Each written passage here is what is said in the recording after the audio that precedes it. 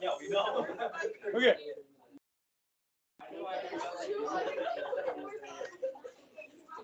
So, guys, as promised, told you I was going to do a day on political advertising, presidential political advertising. And so, this is a really good website. You guys could go view on your own if you wanted to. The website, so if any of you guys were gone yesterday, and from what I heard, the video was a little bit hard to hear or see. I just posted that video on Canvas from yesterday's lecture, if you need to see it. So that really started about 24 minutes in. It's on polling. Okay. So I showed you a website there called realclearpolitics.com. Really good website when you get around election time. You can kind of, map out, especially presidential election years, you can map out, the electoral map and play with it, and, do your own little thing with it. But this is a great website because it covers all this different advertising from these different elections starting in 1952. By 52, a lot of people had televisions in their homes. Yes, they were black and white, and you did not have remote controls, and you had to get up to turn the channel, and you had rabbit ears. And so sometimes you had to manipulate the rabbit ears to use tin foil on it. Sometimes that would help, and hold it a certain way, and you get a good picture. Okay, that was the way we all lived back then. Okay, today we have streaming and stuff, crazy stuff, right? So some of the benefits of growing up in this age. Okay, so Eisenhower, as you guys know, was a war hero, general. Nobody really knew. Yes? You actually grew up starring black and white television? Yeah. No. Now, well, here's the thing. Color television comes in about 1966. Programming, but you don't have a lot of programming it early on, and then the color television sets are much more expensive than the black and white sets. So a lot of people, well, I grew up watching black and white for the first couple of years, as a kid. I was born in '68, so cartoons and stuff early on, and a lot of the programming was black and white. By the time I was, 6, 7 years old, it was in color. And we had a color TV. Yeah. I mean, I've got an old TV in here. It's color, but it's one with the knobs that I was used in my classroom when I first started teaching here in '98. I brought one from home, and it's still in there. Okay. I'll have to break it out and show it to you sometime. Okay. But anyhow, back to 52. Nobody knew whether Eisenhower was a Republican or a Democrat.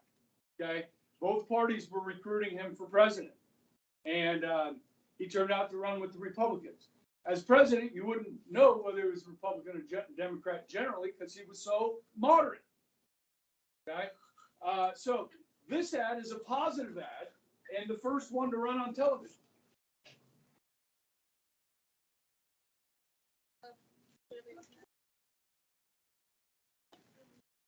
I'm for president, I'm for president, I'm for president, I'm for president. You like I like I. Everybody likes I for president. I got the banner, beat the drum. We'll take back to Washington. We don't want John or Harry to do that big job right. Let's get in step with the guys at step. Get in step with I.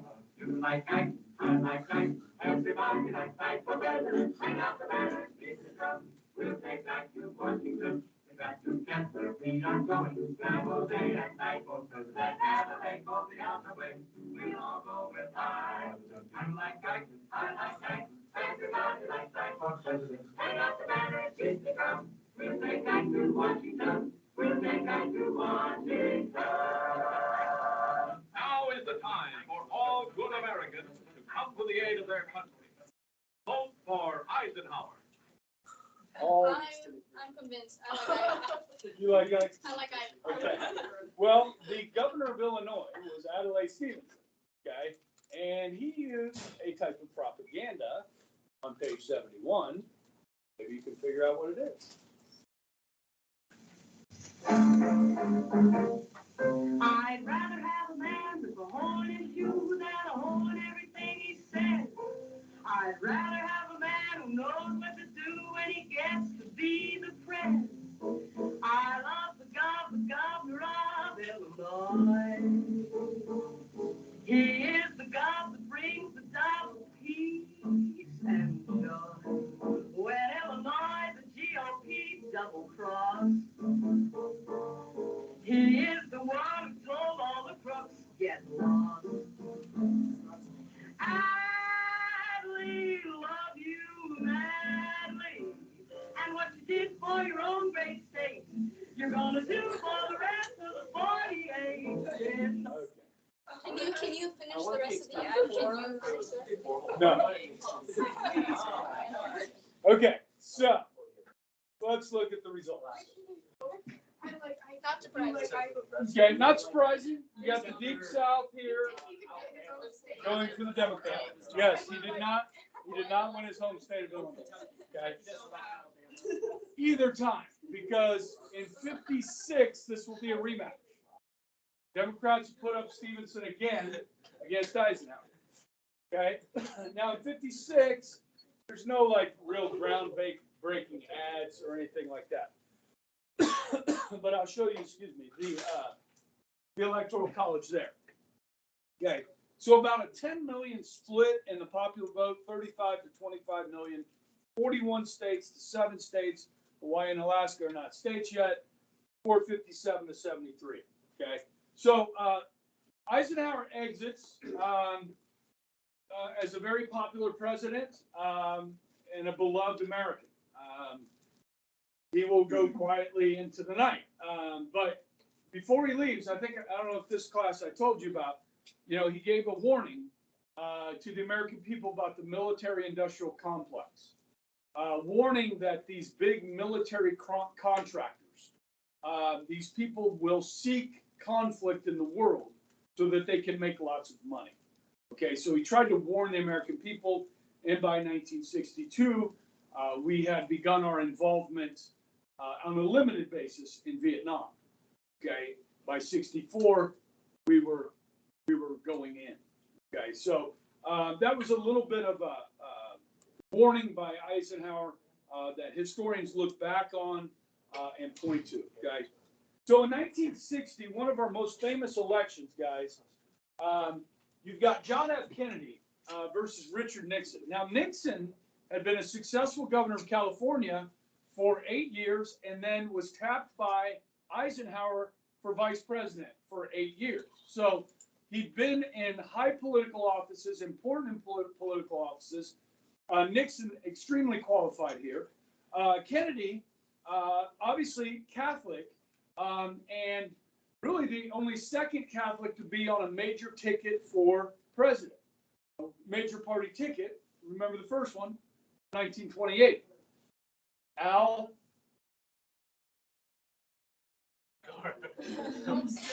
Smith, Al Smith, okay, of New York in 28 lost to Hoover, okay. Now Kennedy is young. He will be the youngest president elected, okay. Teddy Roosevelt was the youngest president we had. He assumed the presidency after McKinley was assassinated. But Kennedy has some experience. He served in World War II in the Pacific. He'd been elected to the House of Representatives from Massachusetts and then the Senate. Okay. And the debates were a really big part of this election, the televised debates for the first time. So the clip I'm going to show you is kind of an infomercial. I'll show you a few minutes of Kennedy speaking at the debates, and then I'll introduce you younger looking Richard Nixon. In his historic debates with Richard Nixon, Senator John F. Kennedy has made a great impression by being direct, by being specific, by facing the issues squarely. He is meeting the challenge of the 60s. He's offering new American leadership for the country, for the world. This is a great country, but I think it could be a greater country. And this is a powerful country, but I think it could be a more powerful country. I'm not satisfied to have 50% of our steel mill capacity unused. I'm not satisfied when the United States had last year the lowest rate of economic growth of any major industrialized society in the world, because economic growth means strength and vitality. It means we're able to sustain our defenses. It means we're able to meet our commitments abroad. I'm not satisfied when we have over $9 billion worth of food, some of it rotting, even though there is a hungry world, and even though 4 million Americans wait every month for a food package from the government, which averages 5 cents a day per individual. I saw cases in West Virginia, here in the United States, where children took home part of their school lunch in order to feed their families, because I don't think we're meeting our obligation towards these Americans. Okay, so I don't know if you caught that. 4 million Americans on food stamps in 1960, 48 million today. Okay. So Kennedy, pretty straightforward there. Easily to take seriously, I mean, a lot of people were worried about his youth. We are in the height of the Cold War here. People are afraid. By 1960, guys, we've got ICBMs, intercontinental ballistic missiles. Within a year, we'll have submarine-launched ballistic missiles. So there was a fear that Kennedy's youth and inexperience would be exploited by the Soviet Union. There was a lot of talk about what's known as a missile gap, that the Russians were ahead of us. Remember Sputnik, the Soviets were the first to put a satellite in space. Nixon, who was vice president and privy to classified information, knew that there was no missile gap. We had as many or more missiles than Russia did. Kennedy tried to exploit that inability for him to say that. So let me just give you a little bit of Richard Nixon. Introduce him to you in 1960. Ladies and gentlemen, the Vice President of the United States, Richard M. Nixon. I want to talk to you for a moment about civil rights, equal rights for all our citizens. Why must we vigorously defend them? First, because it is right and just. And second, because we cannot compete successfully with communism if we fail to utilize completely the minds and energies of all of our citizens. And third, the whole world is watching us. When we fail to grant equality to all, that makes news, bad news for America all over the world. Now, the record shows there's been more progress in civil rights in the past 8 years than in the preceding 80 years, because this administration has insisted on making progress. And I want to continue and speed up that progress. I want to help build a better America for all Americans. So Eisenhower was not a huge fan of Nixon. This is not uncommon for presidents and vice presidents not to, get along that well.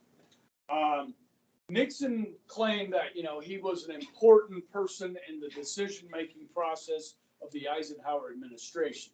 And so when Eisenhower was asked about that, Eisenhower struggled to name some examples of how Nixon weighed in on important decisions, kind of throwing Nixon under the bus, okay? If you look at the electoral map here, this is, not something you have seen before.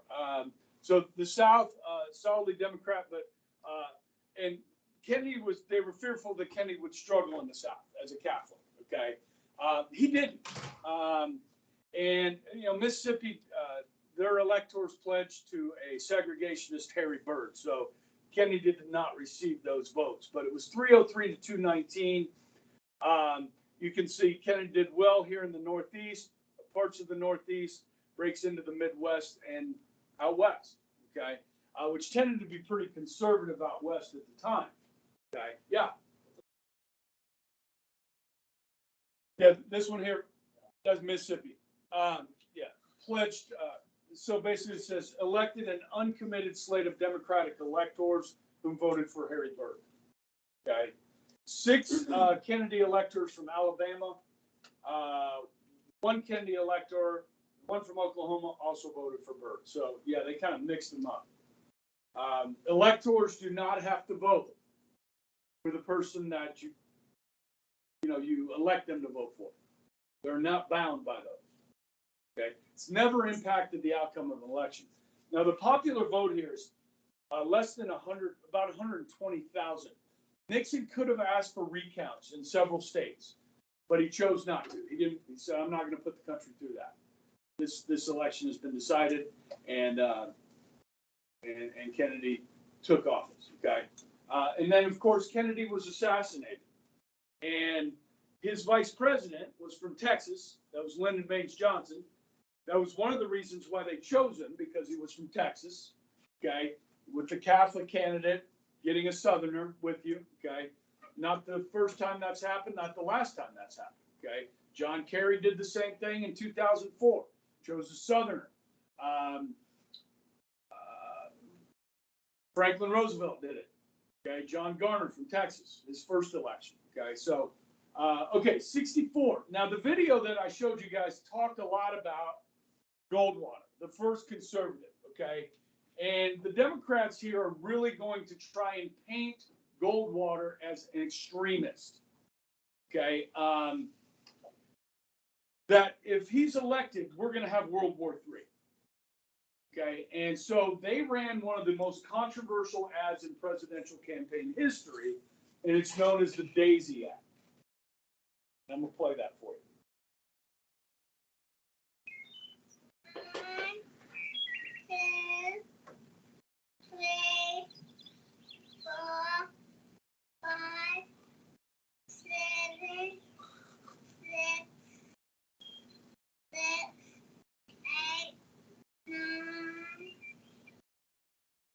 10, 9, 8, 7, 6, 5, 4, 3, 2, 1, 0. These are the stakes. To make a world in which all of God's children can live, or to go into the dark. We must either love each other, or we must die. Vote for President Johnson on November 3rd. The stakes are too high for you to stay home. That's a good ad. That's a good ad. Yeah, it's pretty powerful, guys. Controversial, yes. And let me tell you, the Republicans won't forget this, okay? Because in the next one, it's 1968. And the Democrats have a lot of chaos going on. So, hey, the gloves are off now. All right, now, guys, listen. This is the thing that really bugs people, and Goldwater talked about it in the Republican video. He said, extremism in the defense of liberty is no vice. Now, how do you feel about that? Now, if you're going to take away my liberty, well, I'm going to be extreme about that. Many of you would agree with that. Okay, but they painted him as this, this loose cannon called the nuclear weapon just, merely another weapon. Okay, and so, they played on that, and it worked. And Goldwater said in that video, he said, look, no Republican could have beat Johnson in 64. Okay, the economy was growing. He had started great society programs, all types of handouts for people, and he was popular. Okay, now this is interesting because the South goes red here. This is temporary. Okay, and he wins his home state of Arizona. But the Electoral College, you look here, about 15 million on the popular vote. Okay, and then 486 to 52, a landslide. Okay, now by 68, Johnson has been consumed by the Vietnam War. He's trying to manage that war from the White House. Now, guys, commander-in-chiefs got to trust their generals.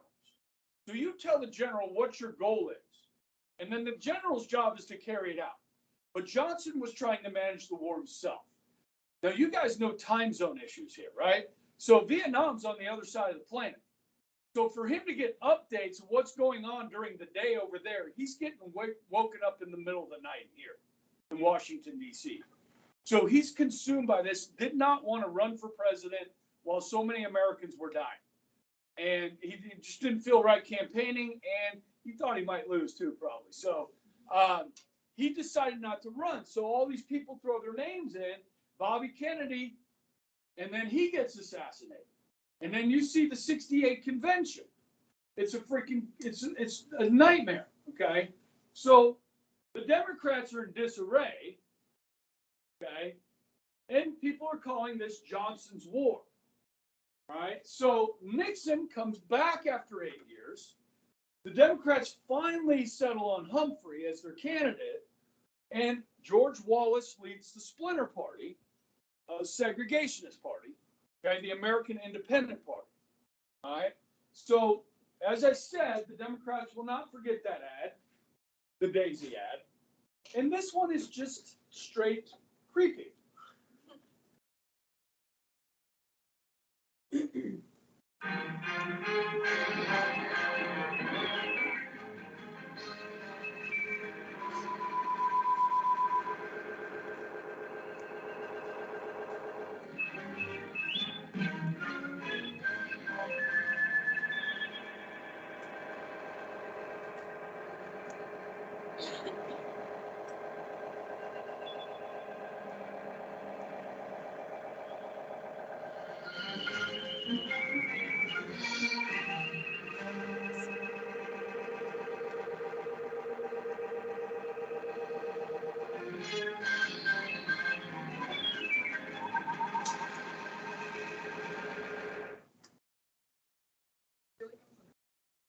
Yeah. Yeah. And a lot of Democratic voters were. Yeah. Okay. Okay. So, I don't know what happened to my thing here. So, Wallace takes Deep South, the American Independent Party, 46 electoral college votes. Texas stays blue in the South. And then Nixon is going to clean up here. You'll see Minnesota go blue here. It will stay blue. Okay. 68 stays blue. Okay. Pretty much, except for 72. Okay. West Virginia is one of the bluest states there is. Your blue collar union workers, okay, coal miners, these people voting Democrat. Michigan, okay. Now, Nixon, guys, the chaos of 68. Nixon tries to get us out of Vietnam. Okay, doesn't totally get us out by 72, but the American people know he's serious about getting us out. And so when we go to 72, Democrats still haven't figured things out. They're going to nominate another very liberal candidate, George McGovern of Massachusetts. Okay, Nixon is somewhat a popular figure. He is a little bit paranoid, but he's very good in foreign policy. And so the economy's getting better. So, hey, let's reelect Nixon, and the Democrats are crazy. This ad they showed a little bit of this ad in the video, and it's a really good ad. It's really effective. Senator George McGovern recently submitted a welfare bill to the Congress. According to an analysis by the Senate Finance Committee, the McGovern bill would make 47% of the people in the United States eligible for welfare. 47%. Almost every other person in the country would be on welfare. The Finance Committee estimated the cost of this incredible proposal at $64 billion the first year. That's 6 times what we're spending now. And who's going to pay for this? Well, if you're not the 1 out of 2 people on welfare, you do.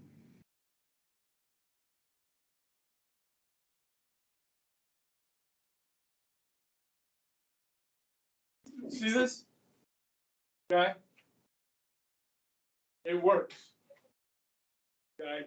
And you'll see Reagan has a lot of Reagan Democrats as well. Now, this is shocking to people because when you hear the name Richard Nixon, I mean, you immediately go to Watergate, right? And you think, disgraced president.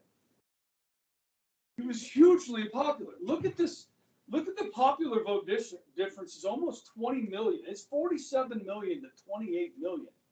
And McGovern wins his home state of Massachusetts. That's it. Okay. Well, it's the cover up. You know, I mean, there's never been any evidence that he was involved in the actual break-in of the DNC headquarters. It's covering it up. And, you know, the fact that he was recording conversations in the Oval Office to begin with, that's shady. Because he could use that to blackmail people. You know what I mean? You don't record people without their knowledge, unless, I don't know, if you're an investigative reporter or something like that trying to bust somebody, okay, that's different. But, yeah, I mean, he was paranoid, like I said. And, yeah, he brought on himself. I believe they're in the National Archive. Now, the 18-minute section that's missing, nobody knows what happened.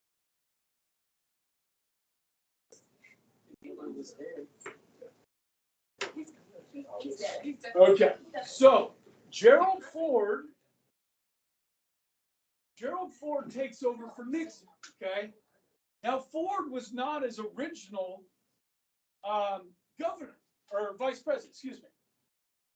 At the beginning of his term, Nixon's second term, Nixon's vice president was a guy named Spiro Agnew. He was the former governor of Maryland.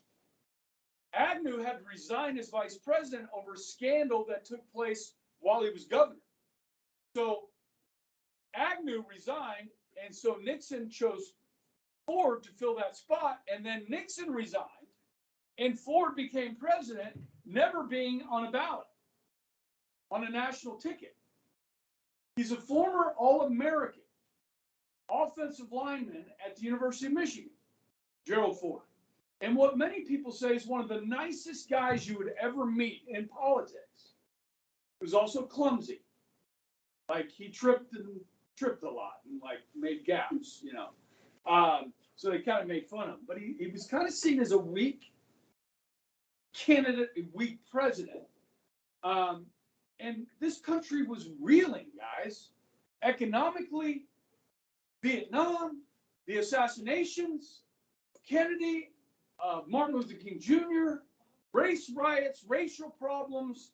I mean, we got all kinds of stuff. Watergate, trust in government is an all-time low. So who do we need?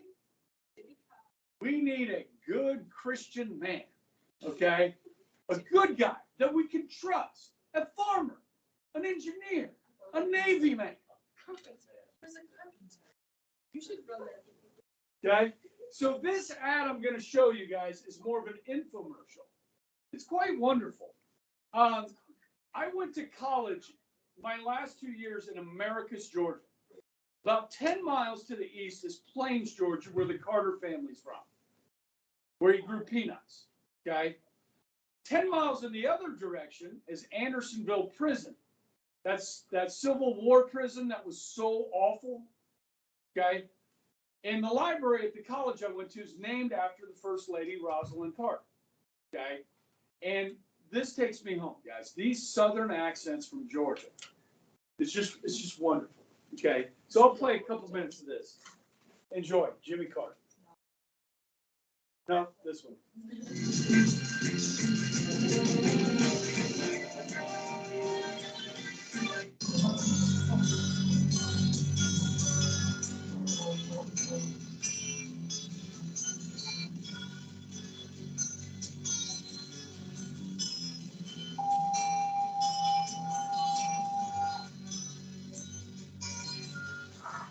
My folks have been farmers in Georgia for more than 200 years. And we've been living around here for 150 years. He had to work every afternoon. He didn't have a chance to run around. We didn't have a car for him. He had to come home every afternoon and work real hard out in the field. Everybody in the family loved each other. We had to work together. We didn't recognize hardships. We thought we were having a great life, and I think we probably were. And it was a tight-knit family life, bound together with love. I never did spank him. No, he was I don't, didn't I done this thing? I might have been giving you a little lick and passing, but I mean, a real licking, I never gave him one. That was, I left that with his father. No, I got good chance as an engineer and scientist. Nobody in my family before my generation ever had a chance to finish high school. We've always worked for work. We know what it means to work. And it was the working people, not the special interests, that Jimmy Carter represented as governor of the largest state east of the Mississippi. He gave them an administration responsive to their needs and proved that an efficient and well-managed government can be achieved. Okay. Now, Bill Clinton saw the success of this, and he's going to copy it. Okay. So we look at the results here, and popular vote, a little over a million seven. Okay. Ford actually won 27 states to Carter's 23. The Electoral College 297 to 240. Yeah, you can see the South goes for Jimmy Carter. Minnesota's back. Okay. And then you're getting up here in the Great Lakes. Okay. Yeah, so it's a close election. Now, guys, Carter is a wonderful man. He's a wonderful humanitarian. You guys have all heard of Habitat for Humanity? Okay, he started that organization, and it's headquartered in Americus, where I went to college. He's a wonderful man. Okay, he was not a wonderful president, or he oversaw a really bad economic time.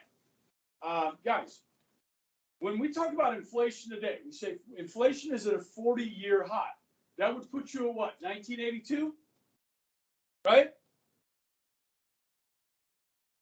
They haven't gone to a 50-year high yet because we haven't dipped down into the Jimmy Carter years. Inflation was high. Unemployment was high. Interest rates were very high. My parents bought a house in 1976 in Carmel, Indiana, a suburb of Indianapolis.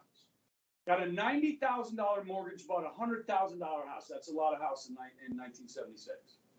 My dad always lived above his means. But it nearly back 13.5% interest on that mortgage. Okay, it was hard times, guys. We had an energy crisis, and then by 1979 with Jimmy Carter, we had the Iran hostage crisis when they took our hostages, and Carter couldn't get them out. Okay, so I mean, it was just kind of one thing after another, and so Carter was going to get beat. He ran as a moderate, governed as a liberal. Yes. Yeah, sure. Mm-hmm. So Gore was never actually elected. Never elected to a national office. So how long was he president for? Watergate was 73, so about a little over 2.5 years, I think it was. And then I got to mention Billy Carter, who was Jimmy's brother. Okay, you know how Joe's having trouble with his son. Okay, Hunter. Billy was a little bit of a liability. Billy Carter. Okay, he was the town drunk.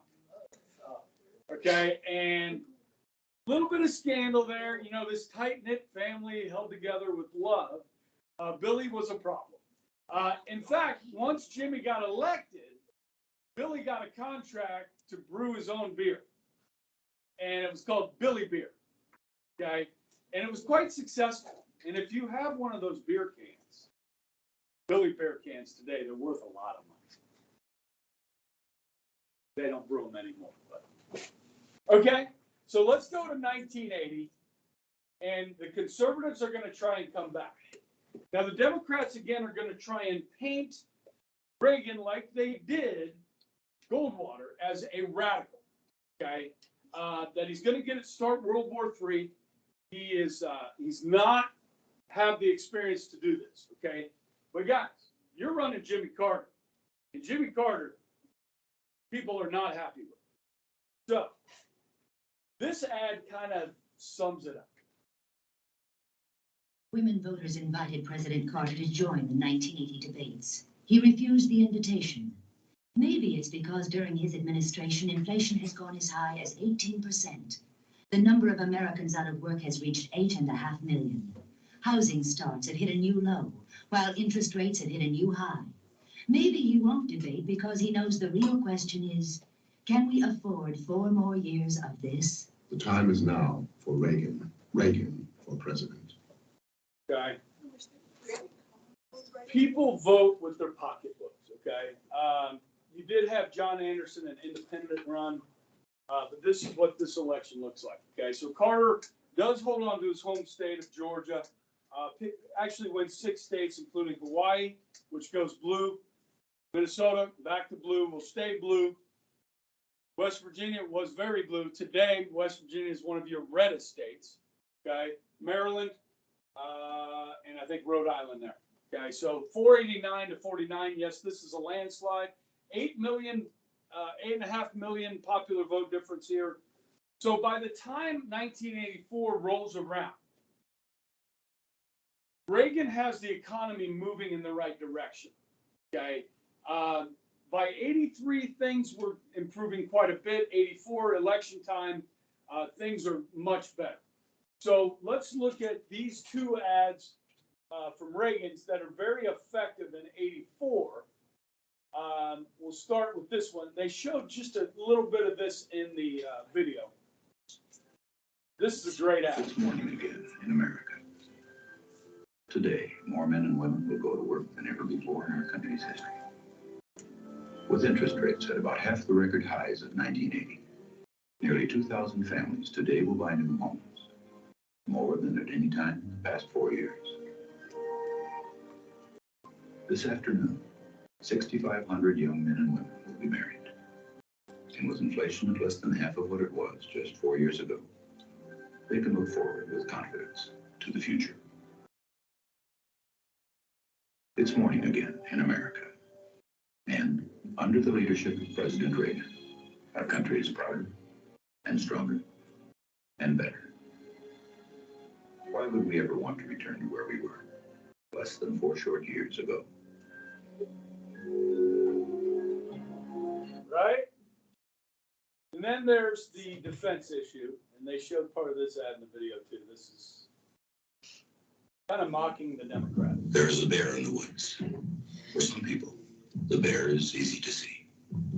Others don't see it at all. Some people say the bear is tame. Others say it's vicious and dangerous. Since no one can really be sure who's right, isn't it smart to be as strong as the bear? If there is a bear.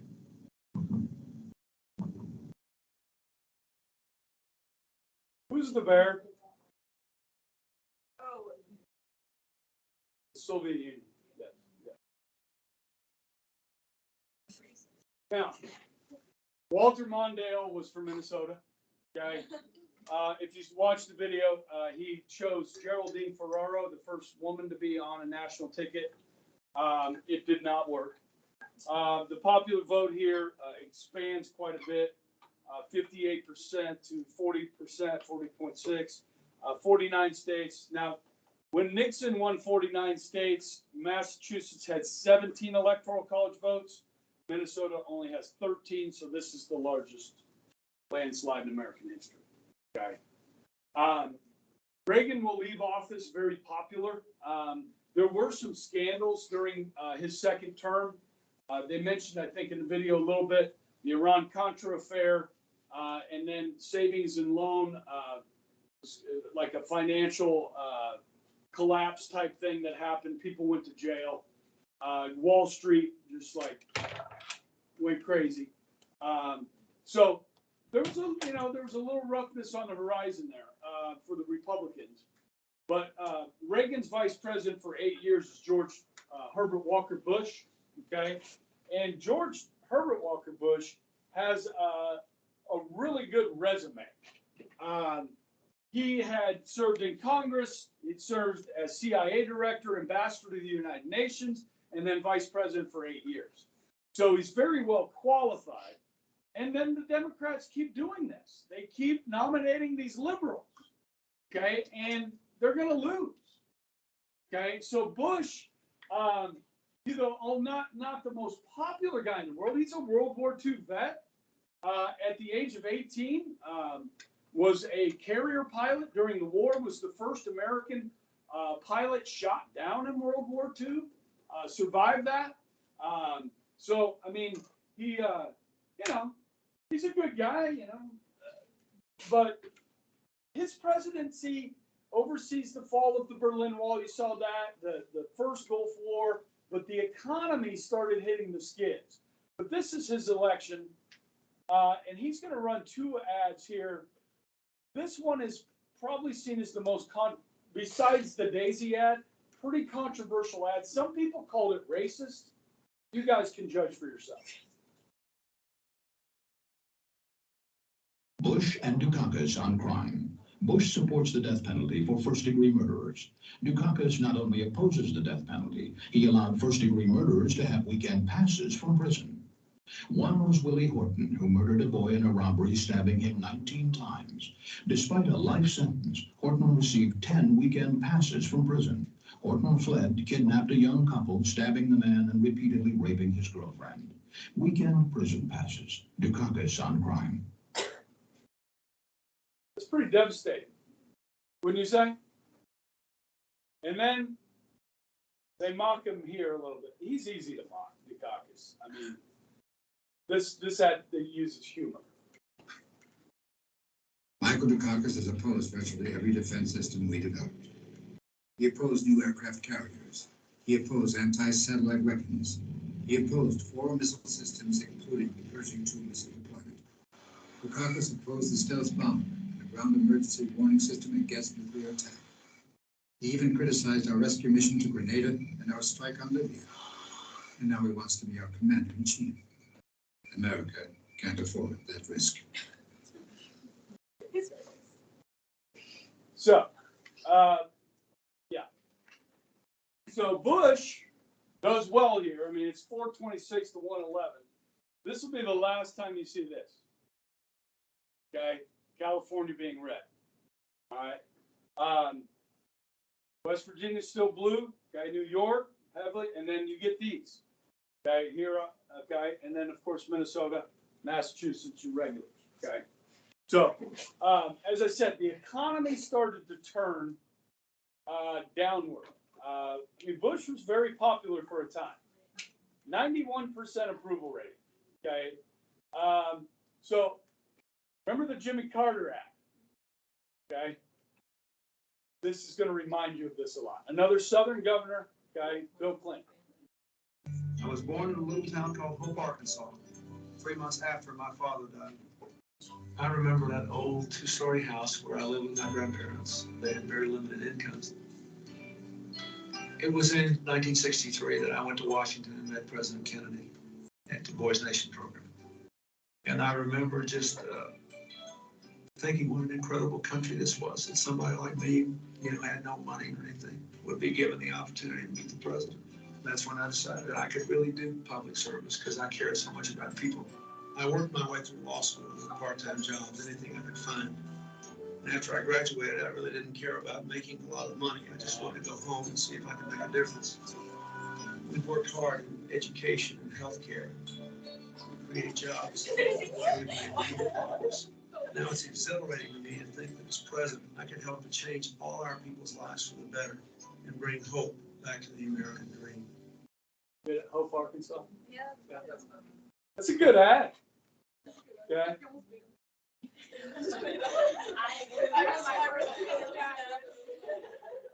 So you have the Ross Perot effect, right? And then look at the country. This is an interesting map, right? The South is divided here.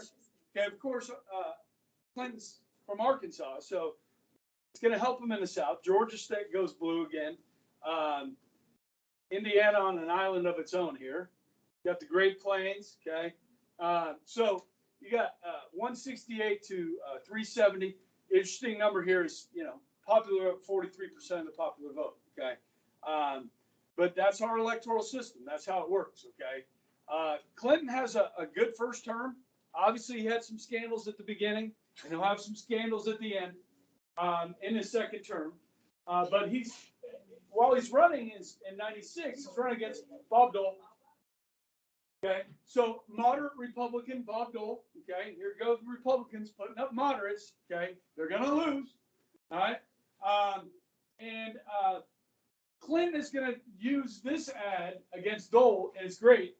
He uses Reagan's Morning Again in America one, kind of, it's a take off that. Because things were going really well. This is a good ad. I want to be a civil engineer, astronaut, an orthopedic surgeon, an airline pilot. President Clinton, creating opportunity for our children. A $1,500 tuition tax credit, $10,000 of college tuition tax deductible, making most community colleges free, all college more affordable. Dole Gingrich tried to cut scholarships. Listen to Dole. We're going to eliminate the Department of Education. Remember when I talked about the Department of Education? Like, why do we have that? Right? I talk about that, right? That's what Bob Dole was saying. I mean, we need to cut the size of government, but the way they warp this thing, and then. I want to find the cure for cancer. It's a freaking great ad.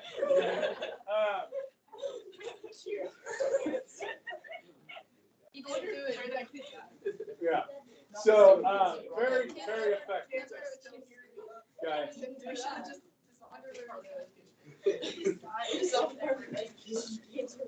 Guys, God love Bob Dole. Okay, when he ran, he just took it too seriously. He came off as very stiff. I mean, he's stiff anyways because of some of his injuries from World War II, but he just came off really stiff.